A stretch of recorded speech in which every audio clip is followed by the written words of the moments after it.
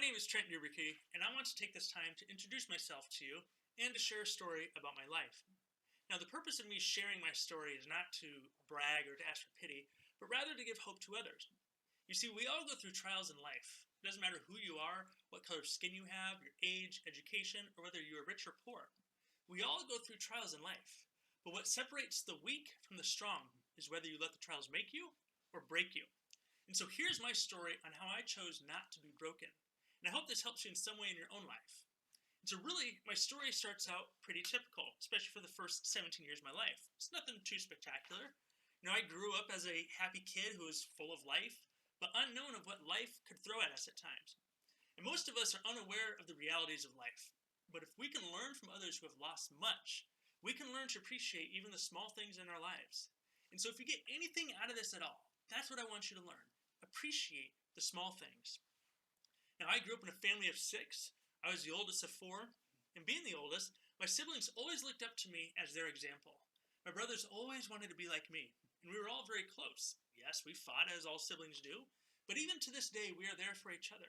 But eventually, I would not be able to be that big brother to always look up to in the same way. As I got older, I became very active in sports and other extracurricular activities. Becoming active and competitive is what really helped save my life and helped me to one day overcome the biggest obstacle I would ever have to face in my life. I believe that God prepares us for things and never gives us things that we can't handle without first preparing us. A great quote by Charles Stanley says, "It is not the trials in your life that develop or destroy you, but rather your response to those hardships." And so at 17 years old, I thought I was literally invincible and that nothing could knock me down. But life is unpredictable. Learn that and remember it so that you are not caught off guard like I was. Because it was on June 14th, 2004, that my life was flipped upside down and forever changed. At the age of 17, I had a rare spinal cord stroke due to a ruptured blood vessel malformation on my upper spine that at the time fully paralyzed me from the neck down. I literally couldn't feel or move anything below my neck. Now, remember that quote from earlier? Life is all about your response to those hardships, right? And so being the determined athlete that I was, I put my hardship as a personal challenge. But we need to remember to be realistic too and set realistic goals. Otherwise, we set ourselves up for disappointment and failure. And so I had to literally relearn how to do even the most basic things that we take advantage of every single day. Now, I was able to stay strong while in rehab, but once I got home and back to reality, that's when reality hit me in the face. Going back to places that I used to have a normal life in was tormenting in the beginning. I felt just not like me anymore. And for the first few years, I struggled with who I was as a person. And then I discovered something that Christopher Reeve also came to realize, where he said, your body is not who you are. The mind and spirit transcend the body. And so when I realized that, everything changed. I had to keep my mind and spirit healthy before I could truly become free from the pain and suffering of my injury. And when I finally embraced my circumstances, that is when I was truly able to move on and live with confidence regardless of my disability. Instead of asking, why me? I instead asked, why not me? You see, it took me 6 years after my injury to realize that my mindset was crippling me more than my spinal cord injury was. And that was a huge realization for me. And once I was able to embrace my circumstances and who I was able to finally be me.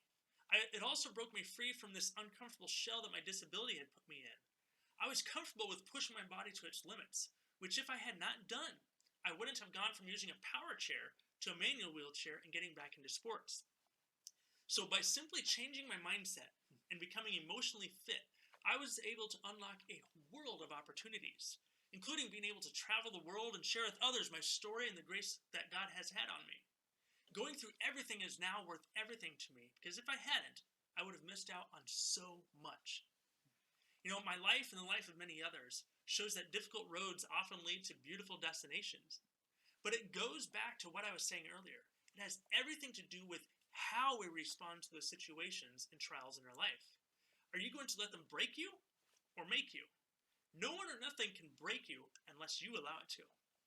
And so where did my difficult road lead me to? Right here. As I look back on the last 17 years of my life, I would never have believed that I'd be where I am today 17 years ago, or even 6 years ago.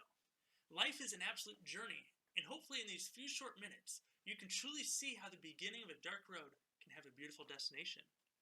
Now, for the longest time, I never thought that I'd find true happiness or love either. But like I said earlier, God prepares us beforehand for many things. If I hadn't gained the independence I had over the years, I would have never found my wife on the other side of the world in Abu Dhabi. Sometimes life doesn't make sense, but we need to trust that everything happens for a reason. And so, on April 30th, 2017, I married the love of my life. I didn't think things could get any better or worse from there. Marrying my wife was the next step in improving my life. I was 30 years old, still living off limited disability income, had no job, no education, no nice possessions, but regardless of all that, my wife came into my life anyway.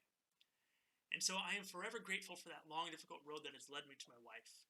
She has given me that extra push that I needed to break out of another tough shell and to begin a career and pursue my education. And some days I need to literally remind myself that I am disabled, or as I prefer to say, differently abled. And so it is truly a miracle as I look back and see how I went from this to this. And the reason that I want to share my story with you is to show you that while life can certainly have moments we wish that never happened to us, sometimes the best things in life are only possible through trials and hardship. And so I want to end by saying this, that your struggle is part of your story. We all have a story. We all have struggles. But sometimes we expect life is unfair because we have struggles. And by not facing your struggles and embracing and overcoming them, you just might be missing out on the most precious thing in your life.